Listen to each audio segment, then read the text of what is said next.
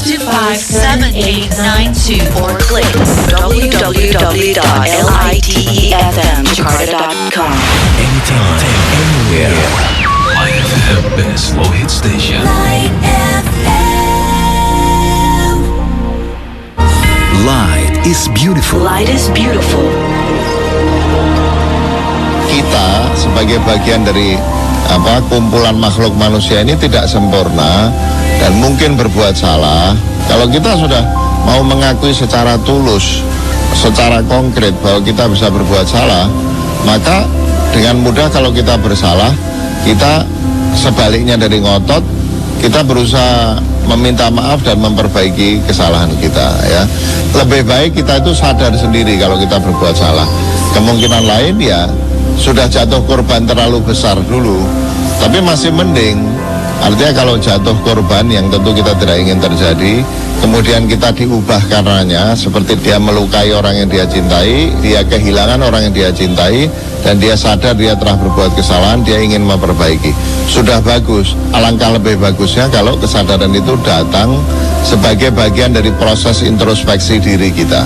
Kalau tidak, ya kita mesti bersyukur kalau sampai ada kejadian-kejadian cukup drastis di dalam hidup kita, yang meskipun tentu itu sulit, menyakitkan, memberikan manfaat dalam bentuk membangkitkan kesadaran kita as a wake up call gitu, bahwa kita sudah berbuat salah dan kita perlu membenahi hidup kita agar kita bisa menjadi orang yang lebih baik, ya. Light is beautiful. This is Light FM. Light FM.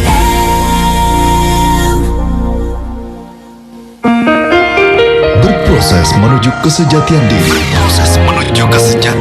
Bersama Siwo Agus Hidayat. This is Light FM. The best slow hit station. Assalamualaikum warahmatullahi wabarakatuh. Well, hai audience, kita ketemu lagi dalam berproses menuju kesejatian diri bersama Siwo Agus Hidayat. Untuk edisi hari ini, hari Kamis tanggal 11 Februari 2011. Dan alhamdulillah sudah tersambungkan dengan teman sharing kita. Assalamualaikum Siwo. Waalaikumsalam warahmatullahi wabarakatuh. Alhamdulillah kita ketemu lagi Siwo, ya. Light audience, seperti biasa kita bisa sharing. Anda bisa menggunakan nomor telepon kami di 021 398 35905, ya. Sekali lagi di 398 35 905. Saya juga kurang hafal nih. Oke, kita terima penelpon pertama Siwo, ya.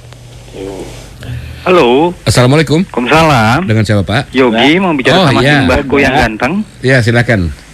Selamat malam, Mbah. Monggo, Mbah. Mbah, ini kan ceritanya mau berproses ya, Mbah. Terus kan belajar nyari guru, Mbah. Nah, guru itu misalkan ini lulusan dari mana, pesantren, ini dari dulu IAIN, kalau sekarang universitas negeri gitu loh, Mbah. Pertanyaannya gini, Mbah, bedanya apa sih, Mbah, orang yang belajar di universitas negeri Islam gitu sama di pesantren? Kalau bisa ditambahin, kalau di madrasah tuh belajarnya apa gitu, Mbah. Oke. Sampun, Mbah, gitu aja, Mbah. Turun, Mbah. Ya, mari, Mbah. Ya, Assalamualaikum. Oke, Mbah, banyak Mbah malam hari ini, ya. Oke, Siwo, sambil membuka acara silakan Siwo. Bentar, tadi belajar di mana? Pesantren. Oh. Atau di universitas Islam gitu mungkin, ya, seperti itulah. Pesantren. Terus tadi apa tadi? Atau di madrasah, apa bedanya? Apa bedanya? Matur nuwun. Saya ambil nggih, Mas. Monggo. Kepada semua teman-teman Light Audience serta seluruh staf dan keluarga besar Light FM. Assalamualaikum warahmatullahi wabarakatuh. Bismillahirrahmanirrahim. Walhamdulillahirabbil alamin. Wassallallahu ala rasulil karim wa alihi tahirin. Wala haula wala quwata illa billahil aliyyil azim. Kita ketemu lagi, kita sharing lagi, dan seperti biasa posisikan saya sekedar sebagai teman Anda, teman sharing Anda. Jangan diposisikan sebagai narasumber atau rujukan, karena itu belum kapasitas saya. Apa yang akan saya sharingkan sekedar apa yang saya pahami, saya yakini benar sementara ini masih dalam rangka berproses, sehingga sangat bisa untuk dikritisi, direvisi, dan direkonstruksi. Untuk itu, maka jangan tergesa menerima dan jangan tergesa menolaknya. Ya, semoga kita dipersaudarakan dalam berproses menuju kesejatian diri. Kita masuk topik pertama dari Mbah Yogi. Beliau mengkaitkan masalah berproses dalam rangka mencari guru tadi. Tapi kemudian diikuti kalimatnya dengan apa sih bedanya antara belajar di universitas Islam dengan di pesantren. Lalu apa kira-kira apa saja yang diajarkan di madrasah. Jadi nyambung nggak ya kalimat pertama sama kalimat berikutnya? Kalimat tadi kan dalam berproses mencari guru, tapi kayaknya itu terpisah deh dari kalimat yang berikutnya. Saya akan coba menanggapi dulu masalah berproses dan mencari guru. Idealnya berproses itu memang idealnya itu dengan guru ya.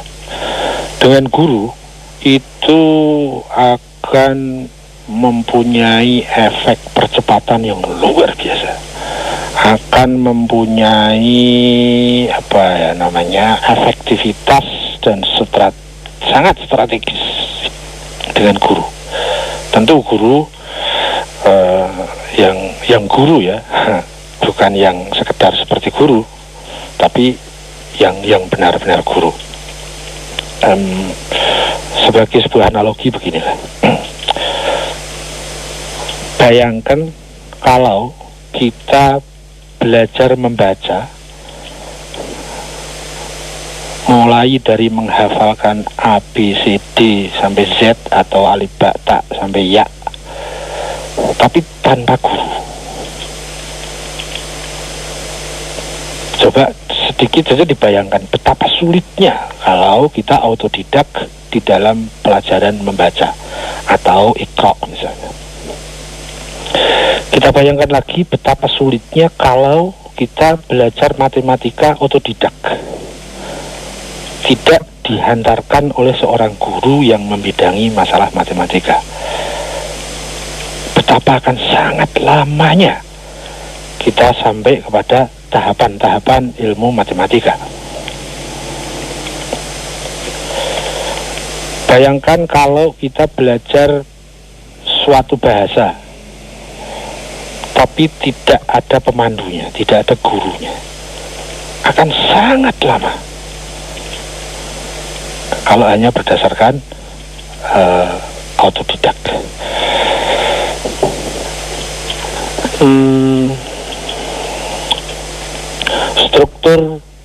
Basic struktur dari kemasyarakatan kemanusiaan kita,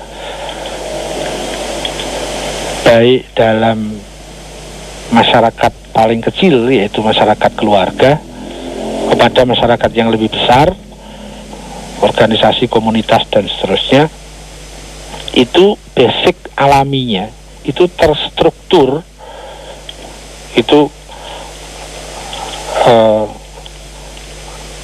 tua muda gitu ya, orang tua dan anak-anaknya itu membentuk struktur sistem keguruan secara basic alamiah ya, bukan dalam makna profesional, bukan, tapi basic alam itu mengajak kita ke situ.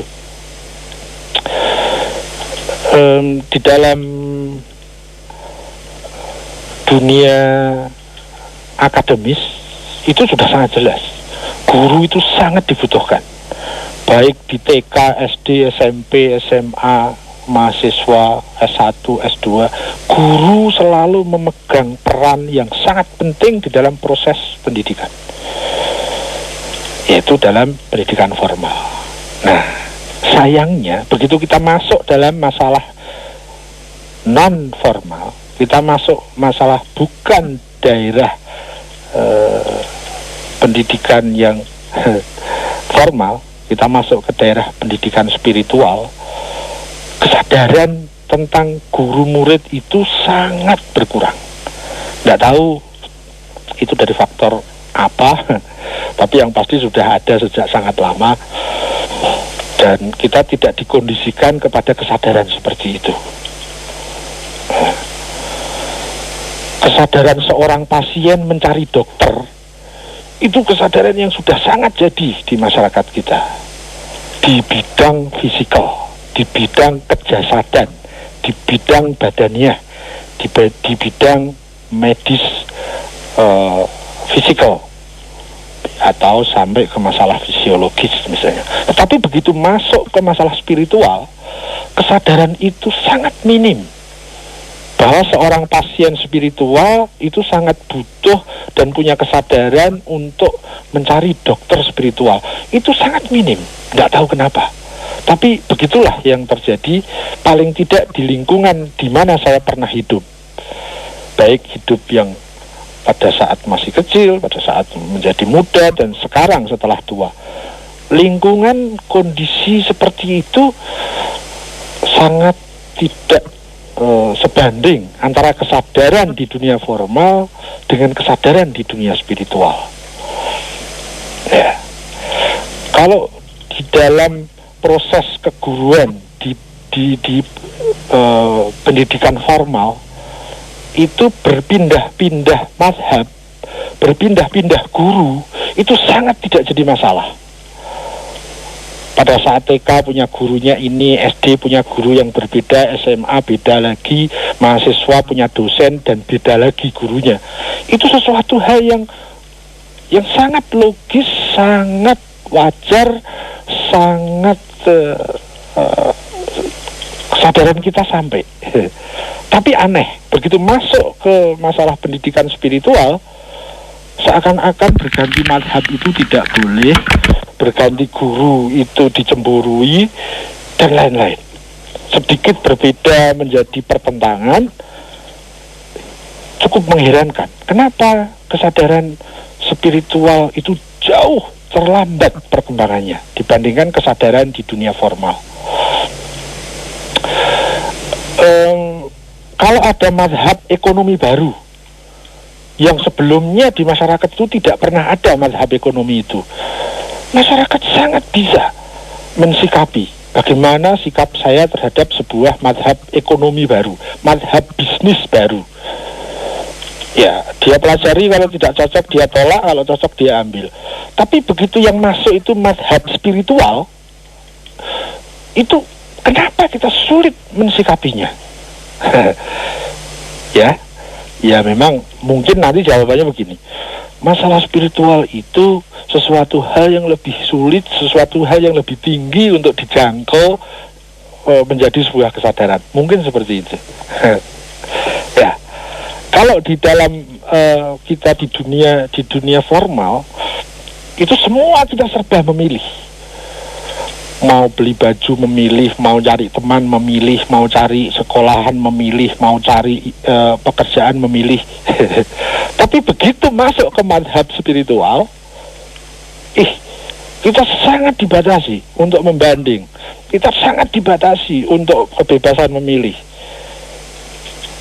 Ya, bahkan ada istilah kalau kita suka pindah-pindah mazhab spiritual itu, katanya, orang kok tidak istiqomah, pindah sini, pindah sana.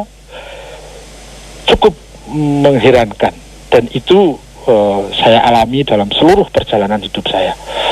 Kesadaran di dunia formal sebegitu mudah dan sangat wajar, dinamis, tetapi begitu kita masuk ke dunia spiritual, kesadaran itu lambat sekali, mahal sekali, dan ada dinamika yang tidak logis. Termasuk dalam hal proses keguruan ini. Dalam dunia formal semua sudah menyatakan ya butuh guru, mencari guru itu sangat penting. Tanpa guru bagaimana kita bisa maju? Murid apa kita biarkan otodidak? Tidak. Belum kita berkorban, orang tuanya ikut mencari, harus masuk mazhab pendidikan yang mana, SMK atau SMA, ya, dan seterusnya. ini di Universitas Islam atau di pondok pesantren. Ya, tapi kesadaran yang sudah sangat bagus, logis, wajar, dinamis di dunia formal itu tidak diikuti dengan kesadaran di dunia spiritual. Padahal dibanding dari kesulitannya, dibanding dari kerumitannya, dibanding dari ketinggian nilainya, di mazhab spiritual itu jauh lebih membutuhkan guru dibanding sekedar dunia formal semacam matematika, ekonomi, politik, biologi, kimia. Di dunia spiritual ini jauh lebih rumit, jauh lebih pengaruhnya jauh lebih besar, nilainya jauh lebih tinggi, sehingga jauh lebih membutuhkan adanya proses keguruan. Tapi sayang, kesadaran itu kenapa kok nggak tumbuh-tumbuh di masyarakat ini?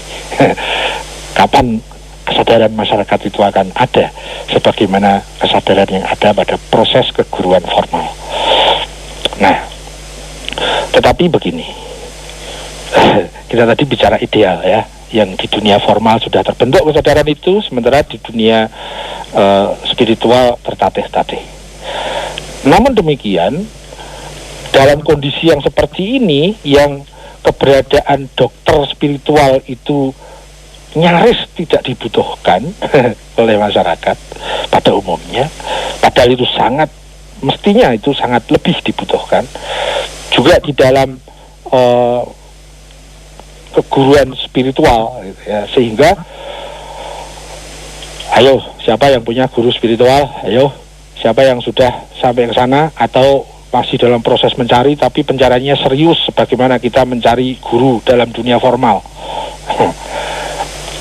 Namun dalam situasi yang seperti tersebut, apakah pada saat kita belum punya guru karena sulitnya akses ke situ dan kesadaran sebelum sampai ke situ, apakah berarti kita tidak berproses? Nah, jadi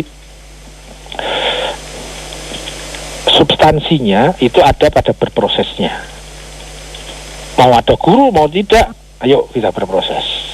Idealnya sih kita punya guru, itu jauh lebih efektif, jauh akan mempunyai lompatan yang luar biasa. Ya,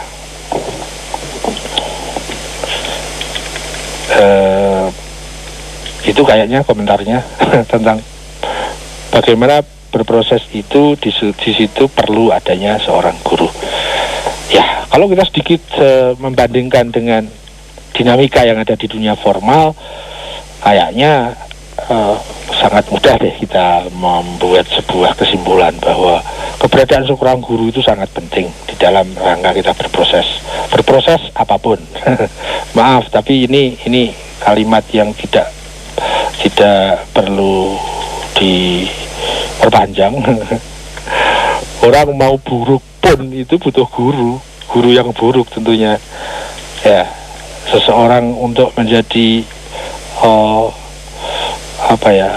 orang yang bagaimana agar bisa pandai merampok misalnya, pandai mencopet, pandai korupsi, itu juga kalau orang itu punya guru, itu akan cepat sekali kecanggihan dalam prakteknya itu. Tapi jangan diperpanjang kalimat terakhir karena itu yang tidak baik. Semestinya guru itu yang membawa kita berproses menuju kesempurnaan kita, bukan menuju yang maksiat-maksiat tadi, yang buruk-buruk tadi. Ya, itu sedikit tanggapan tentang berproses dan mencari guru. Kemudian tadi pertanyaannya, apa bedanya antara belajar di Universitas Islam dengan di pondok pesantren? Mungkin begitu maksudnya. Yang saya tahu antara lain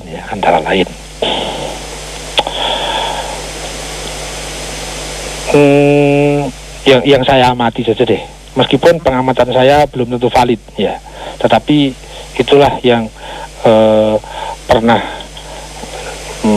mampir dalam pengamatan saya yang sangat terbatas. Yaitu satu, melangkahkan kaki yang pertama itu sudah beda antara yang satu belajar di universitas negeri, universitas Islam, yang satu belajar di pondok pesantren. Itu langkah pertamanya saja sudah berbeda. Yang saya maksud langkah pertama itu adalah masalah niat, masalah motivasi. Tidak semua orang begitu sih, tetapi kebanyakan sejauh saya pernah mengamati. Tentu validitasnya bisa saja diragukan, pengamatan saya itu. Tapi yang terbersit dalam pengamatan itu adalah kebanyakan motivasi seseorang yang belajar melalui kampus Universitas Islam itu sepanjang yang saya amati dengan validitas yang tidak terukur pasti, itu lebih banyak ke motivasi ekonomi ya. Jadi setelah kuliah nanti kerja gitu lah kira-kira. Sangat berbeda dengan yang di pondok pesantren. Ya begitu ya. Meskipun pengamatan saya ini sangat tidak terukur validitasnya, tetapi itu yang sempat mampir dalam pengamatan saya. Kalaupun ada, kalau orang yang berproses belajarnya melalui pondok pesantren itu lebih banyak didominasi motivasinya adalah motivasi yang non profesi, non ekonomi. Ya, meskipun mungkin tidak semua santri seperti itu, tidak. Saya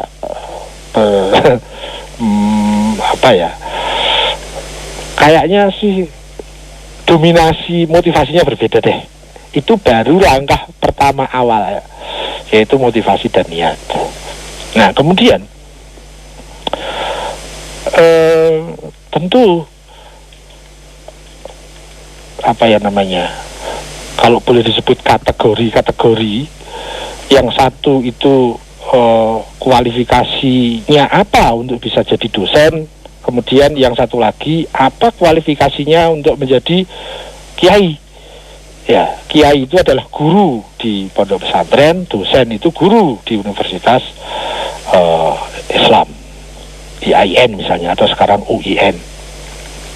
Itu juga kayaknya cukup, meskipun banyak sih persamaannya, tapi juga pada hal-hal substansi katanya kayaknya sih agak berbeda. Ya, itu tentang gurunya. Kemudian materi itu pasti beda, kurikulumnya jelas berbeda, jelas sekali kurikulumnya berbeda. Kemudian sistem pengkondisian, ya kecenderungan kalau Universitas Islam itu prosesnya adalah proses belajar, sementara kalau di pondok pesantren lebih pada dominasinya proses pendidikan. Kalau proses belajar itu kebanyakan adalah transfer ilmu, transfer pemahaman. Sementara kalau di pesantren itu lebih diwarnai dengan transfer kepribadian, transfer karakter, bukan sekedar transfer pemahaman atau transfer ilmu. Itu juga berbeda, toh? Ya, itu aja deh bedanya. Yang lain-lain mungkin yang kecil-kecil aja. Nah, kalau kemudian madrasah, apa saja sih materi yang ada di madrasah? Nah, madrasah ini kan macam-macam. Ada madrasah ibtidaiyah, ada madrasah ada aliyah. Madrasah itu bahasa Arab, bahasa Indonesianya sekolahan. Madrasah. Cuma ini yang terminologi yang sudah tersebar di masyarakat itu kalau madrasah itu ada batasan khususnya, itu beda dengan sekolahan. Padahal kalau dilihat dari lughahnya, makna kata madrasah itu madrasatun, itu bahasa Arab, bahasa Indonesianya ya sekolahan. Ya, jadi tapi kita pakai istilah masyarakat deh. Istilah masyarakat membedakan antara sekolahan itu mungkin sifatnya umum, tidak harus menyentuh ke hal-hal spesifik masalah agama. Sementara kalau madrasah itu sudah ada spesifikasi bahwa itu adalah ilmu-ilmu terkait dengan keagamaan. Jadi kalau mau ditanya apa saja sih yang diajarkan oleh madrasah, ya hal-hal yang terkait dengan keislaman. Itu deh kira-kira madrasah ya. Kalau sekolah minggu kan lain. Sekolah juga tuh. Kalau madrasah kan ada spesifikasi terkait dengan agama Islam. Jadi yang diajarkan materinya tentang apa? Tentang keislaman. Tentang keislaman tentang apa saja? Tentang akidah dan syariah. Akidah itu tentang apa? Ya 3 besar. Ketuhanan, kenabian, dan hari akhir. Nanti ada tambahan lagi ya, masalah yang lain-lain. Termasuk nanti pada masalah fikih juga ada fikih yang fikih ibadah, ada fikih muamalah, fikih ubudiyah, nanti juga ada fikih siasah, misalnya fikih tentang politik, ada fikih tentang iktisad, ya, fikih tentang ekonomi. Jadi ya menyentuh banyak hal, karena Islam memang menyentuh seluruh sektor kehidupan, sehingga yang diajarkan di dalam madrasah sesuai dengan tingkatan dan tahapannya, tapi materi yang diajarkan ya itulah yang saya pahami seperti itu. Kurang lebih begitu, Mbah. Sorry loh, Mbah. Mudah-mudahan tidak puas. Saya kembali dulu ke bos. Monggo, Bos. Ya baik, terima kasih Siwo dan juga Mbah Yogi tadi yang sudah sharing ya. Oke, right audience yang lainnya masih saya tunggu. Kita masih punya waktu sekitar setengah jam ke depan di sesi pertama ini ya, di 021398350905. Assalamualaikum. Waalaikumsalam. Dengan siapa ini? Ismail. Ismail di mana, Is? Di Purwakarta. Purwakarta. Oke, silakan, Mas. Mau nanya ini, Wo. Yang dimaksud contoh dari meyakini Tuhan itu kayak gimana sih, Wo? Meyakini Contohnya, Tuhan. Jadi bukan cuma dogma ya, bukan cuma konon katanya Tuhan itu ada, konon katanya kita ini ciptaan Tuhan, tapi yakin. Itu kayak gimana contohnya? Oke, baik. Terusnya lagi, ya contohnya berzikir ya, tazakur itu kayak gimana? Contohnya ya. Oke, baik. Terima kasih. Waalaikumsalam warahmatullahi wabarakatuh.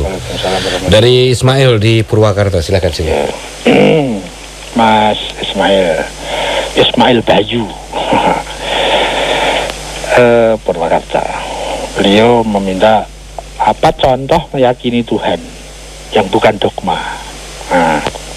Apa contohnya ya? Contoh meyakini Tuhan. Kita kemarin kayaknya sudah membahas apa yang disebut keyakinan. Keyakinan adalah satu titik kesimpulan final berdasarkan data-data yang valid dan berdasarkan analisa-analisa yang valid. Seluruh keraguan-keraguan sudah ditepis dengan semakin validnya data dan analisa itu, maka sampailah pada satu kesimpulan final, paling tidak final menurut orang yang mendata dan menganalisa itu. Ya, meskipun kita tahu kan bahwa kita selalu harus berproses dari keyakinan A kepada keyakinan B sepanjang keyakinan B itu lebih bermutu. Kemarin juga sudah yakin, tapi ternyata ada loh yang kita sudah menyatakan yakin ini ya, tapi bisa jadi tahun depan keyakinan itu direvisi dengan keyakinan yang mungkin keyakinannya sama tapi muatannya lebih bermutu nilainya. Bisa jadi juga keyakinannya berubah. Ternyata kesimpulan kemarin itu yang saya pahami sebagai titik kesimpulan yang tak lagi bisa dimasuki oleh titik kesimpulan lain pada saat itu, ternyata setahun kemudian setelah datanya menjadi bertambah, cara menganalisanya menjadi semakin tertib, loh ternyata kemarin masih ada lubangnya. Nah, maka ada perubahan kepada bentuk keyakinan yang baru. Tapi keyakinan yang baru pun karena kita masih dalam proses juga harus kita dudukkan sebagai pada posisi keyakinan sementara, sehingga kita tetap membuka ruang untuk proses kepada keyakinan yang lebih bermutu. Ya, contohnya apa yang terkait dengan Tuhan? Contohnya begini. Saya akan cerita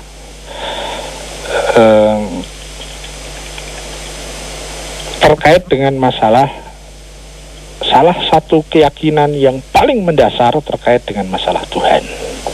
Suatu saat di sebuah sore di madrasah dulu namanya sekolah Arab gitu, madrasah itu. Kalau sekarang sudah enggak sih, enggak ada istilah sekolah Arab itu. Madrasah sore hari. Kalau pagi saya sekolah SD, kalau sore saya sekolah madrasah itu. Pada kelas 4 ada pelajaran tauhid wadih, tauhid sederhana, tauhid mudah. Nah, diajarilah saya bagaimana membangun sebuah keyakinan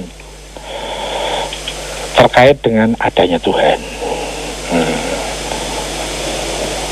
Bagi yang pernah mendengar cerita saya, ini adalah bentuk ulangannya saja, replay ya. Atau bagi yang pernah membaca web saya, Pergolakan Pemikiran itu, di sana hanya diberikan kailnya, tapi tidak diberikan ikannya. Nah, karena yang ditanyakan contoh tentang keyakinan terhadap Tuhan, nah ini kailnya saikannya tapi sangat global, sangat merupakan resume saja. Alkisah Pak Guru mengajari saya, anak-anak ini apa? Kemudian kami menjawab, itu kapur Pak Guru. Kapur ini ada yang buat enggak? Ada Pak Guru. Siapa yang buat? Ya pabrik kapur. Pabrik kapur yang mana? Tidak tahu. Tapi pasti ada yang buat? Ya, pasti. Nah, pelajaran tauhid yang pertama ini kita akan membuktikan bahwa Tuhan itu ada. Dan Tuhan pasti adanya. Kita kembali lagi. Bagaimana cara membangun iktikad, membangun keyakinan. Ini apa anak-anak? Itu labor itu apa ya? Penghapus Pak Guru. Terlepas siapa yang membuat, apakah pasti ini ada yang membuat? Ya pasti ada yang buat Pak Guru. Kemudian pertanyaan itu dilanjutkan ke meja, kursi, rumah sekolahan itu, kemudian musola yang di depan sekolahan itu, kemudian ada masjid, ada jalan, pohon, benda-benda, binatang. Kemudian apakah semuanya itu ada? Ya ada. Apakah dia ada yang membuat? Ya ada. Apakah masjid ada yang buat? Ada. Yang buat siapa kita tidak bahas, tapi apakah pasti ada yang buat? Ya ada. Jalan sampai kepada nanti matahari, bulan, bintang-bintang, sampai kepada alam semesta raya. Coba sebutkan apa yang Anda mau sebut. Ya. Yang ada, yang Anda tahu, coba Anda sebut. Apa? Jupiter? Kutub utara, kutub selatan, apapun yang Anda sebut, dia ada. Apakah ada yang buat? Ya jawabannya ada. Nah, dari semua contoh-contoh kita diajak mendata itu, diajak mendata. Nih, coba sebutin kursi, televisi, komputer, gelas, air teh, air putih, pokoknya yang di depan saya sebut ini. Apakah dia ada yang membuat? Di sana ada jam dinding, di sana ada lukisan, di sana ada kaligrafi, di sana apakah ada yang buat? Ada.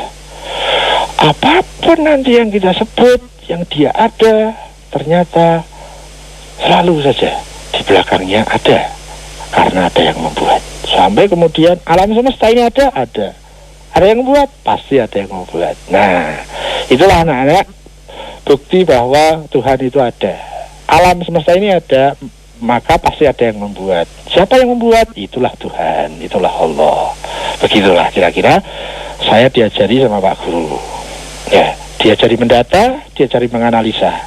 Dari data, kemudian dianalisa, sampailah satu titik kesimpulan bahwa setiap yang ada yang membuat. Alam semesta ini ada, pasti juga ada yang membuat.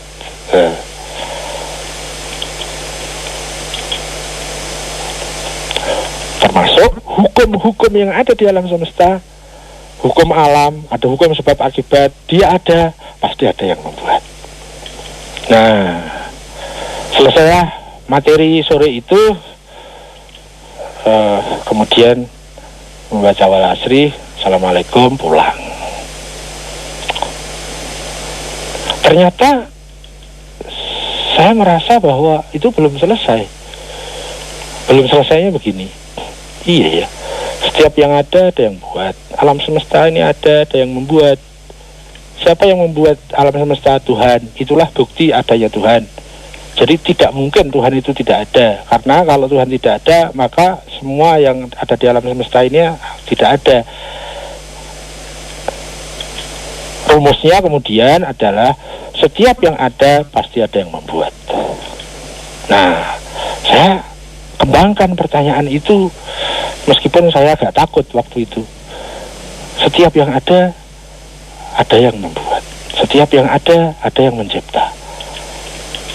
Bukankah Tuhan itu ada? Ya. Tuhan ada, ya. Setiap yang ada yang membuat. Apakah Tuhan ada? Ada. Setiap ada yang membuat. Lalu siapa yang membuat Tuhan yang ada itu? Karena setiap ada yang membuat. Ya. Suatu saat saya sempat ingin mempertanyakan kepada teman saya.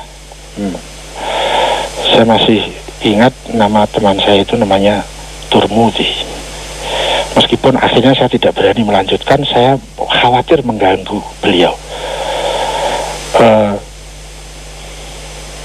Saya manggil dia Mas gitu. Memang dalam famili dia masih kakak saya, keponakan. Mas, apa sampean sudah sampai kesimpulan itu, sudah yakin bahwa karena setiap yang ada yang mencipta, dan alam semesta ini ada, maka ada yang mencipta, maka Tuhanlah yang mencipta. Sudah sampai situ, apakah sampean final itu sudah? Oh, sudah sejelas itu kan gitu. Apalagi yang perlu diragukan? Ya sudah, saya tidak berani melanjutkan dengan pertanyaan berikutnya.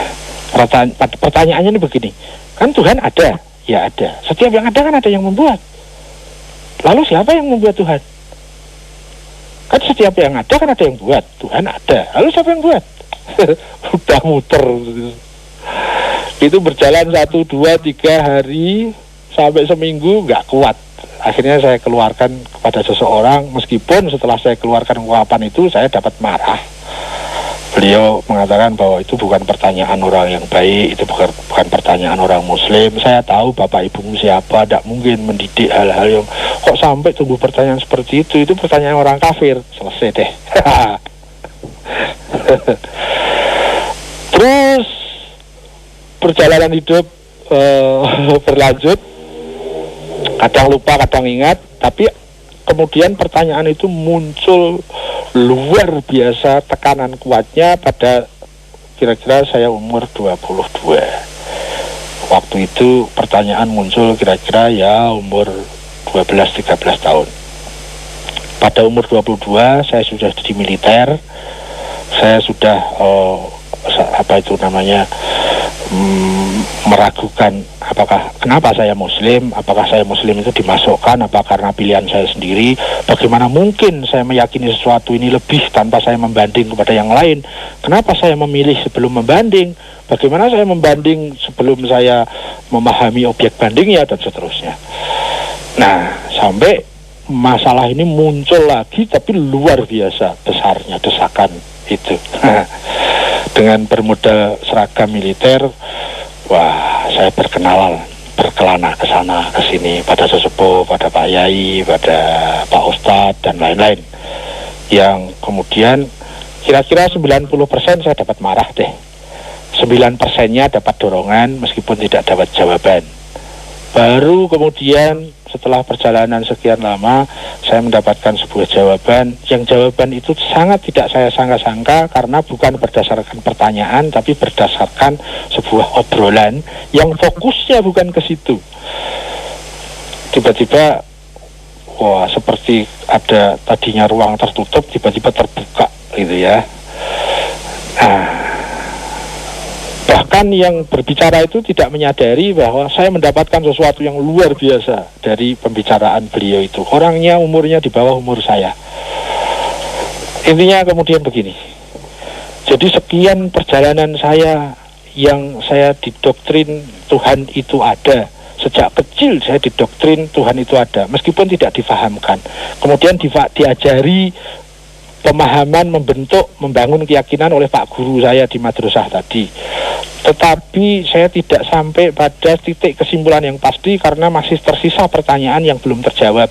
Sehingga itu adalah membawa sebuah keraguan terhadap adanya Tuhan.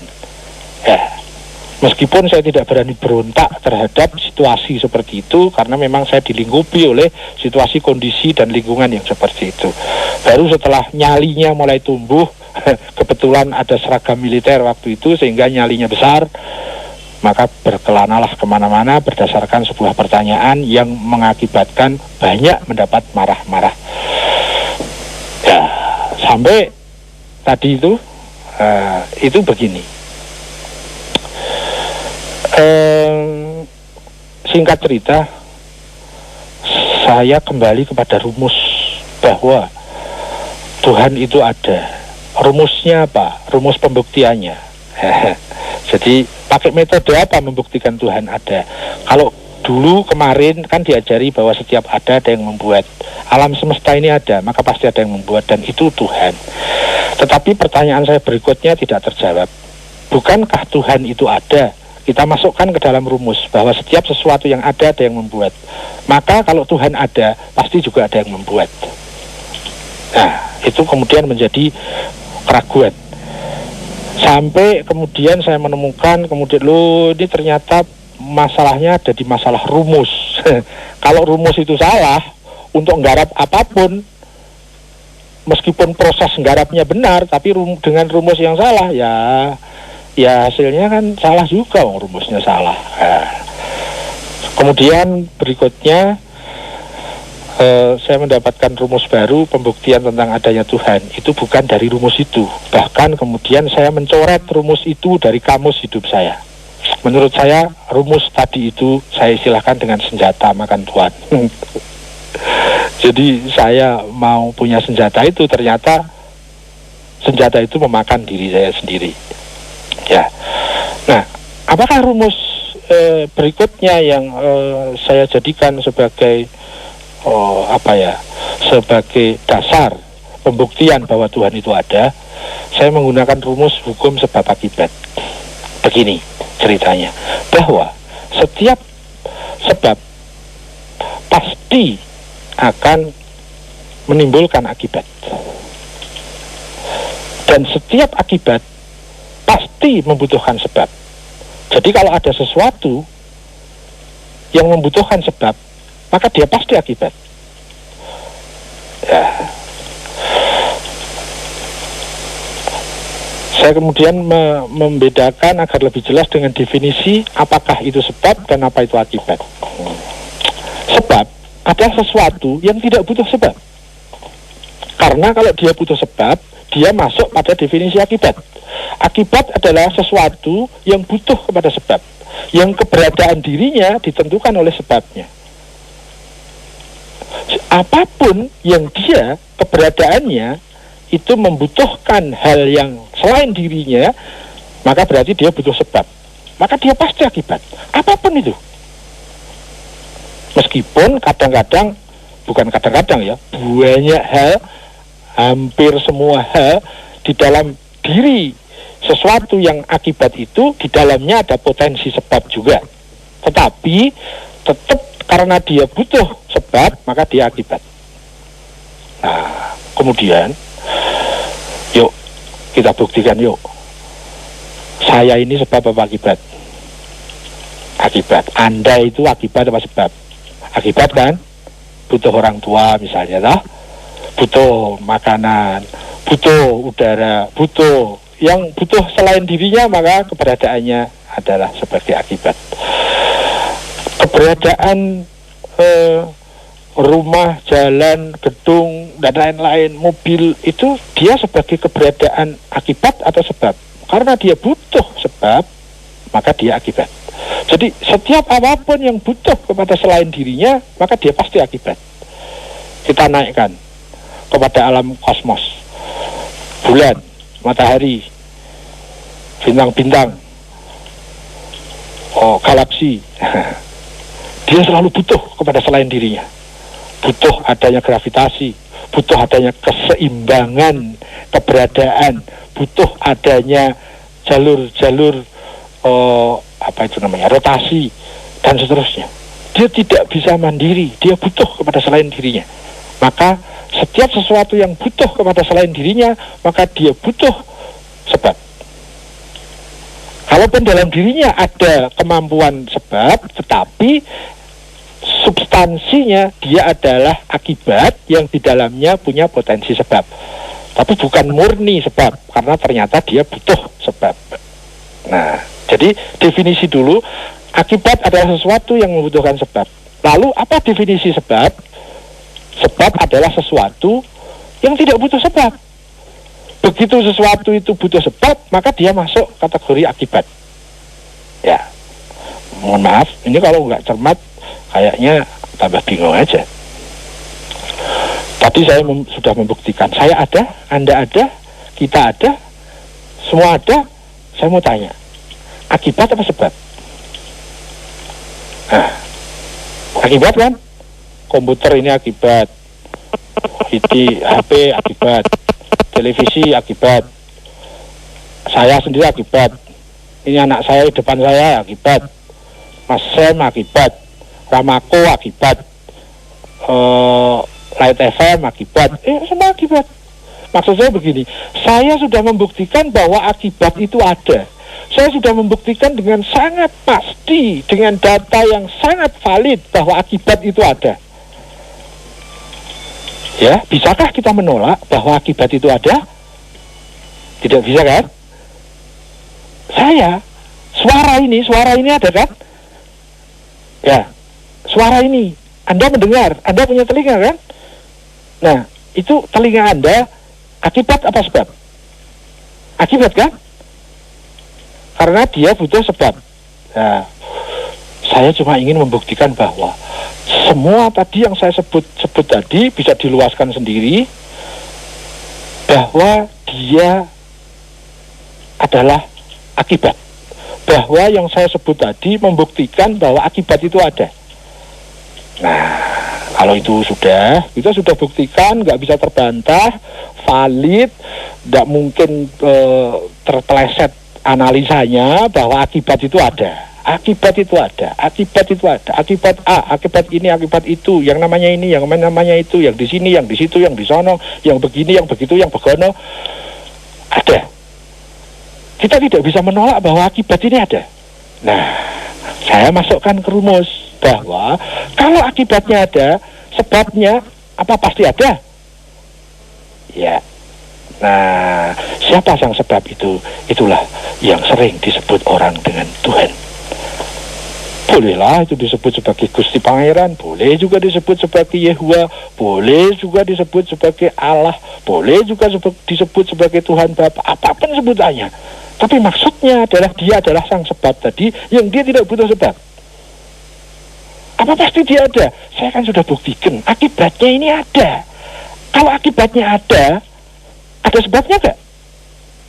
Ya, itu deh kayaknya Mas Ismail. Contoh bagaimana kita meyakini keberadaan Tuhan yang bukan dengan dogma, tapi dengan alur data, analisa, kesimpulan yang valid, yang tak terbantahkan.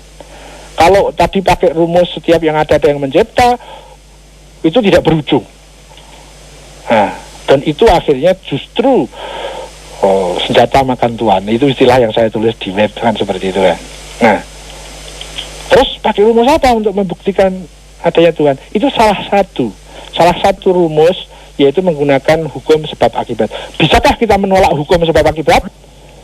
Bahwa setiap akibat butuh sebab? Nggak bisa kan? Siapa yang bisa menolak hukum itu?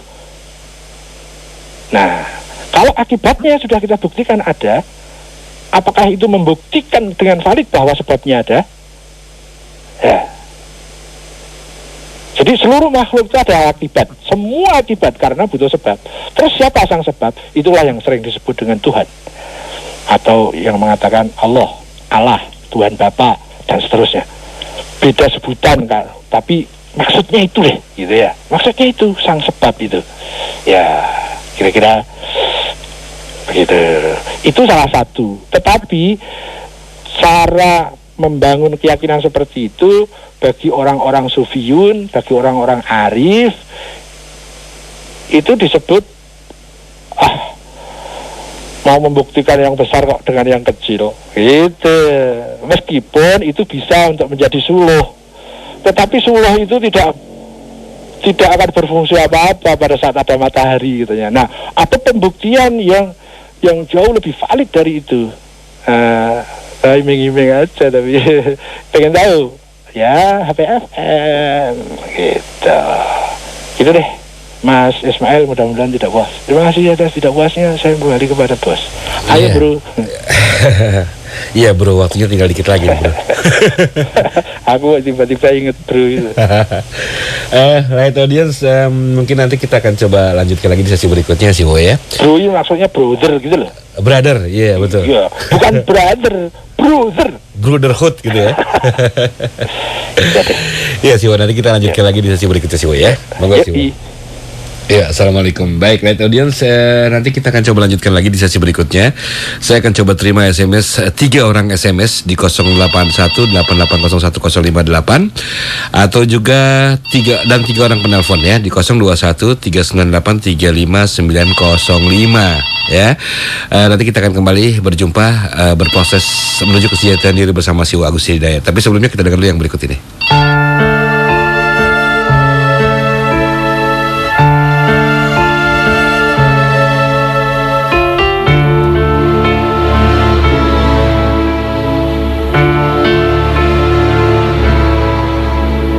Akan datang hari mulut dikunci, kata tak ada lagi. Akan tiba masa tak ada suara dari mulut kita.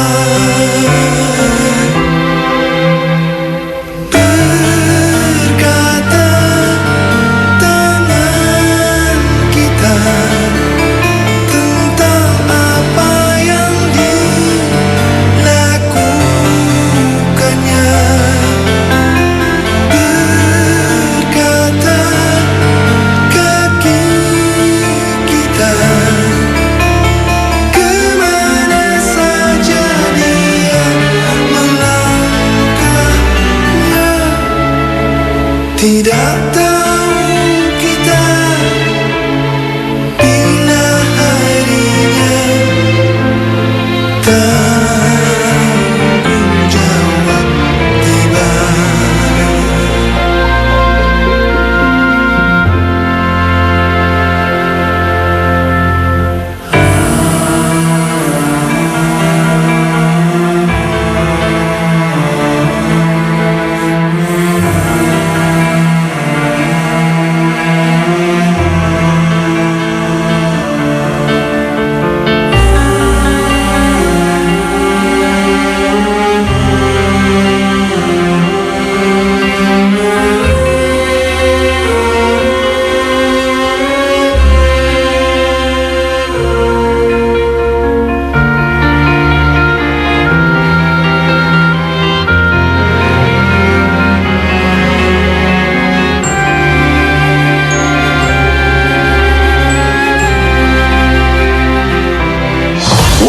Light FM and Sony Music present Light Jazzy Tunes the album. Light Jazzy Tunes. Now that we've caressed,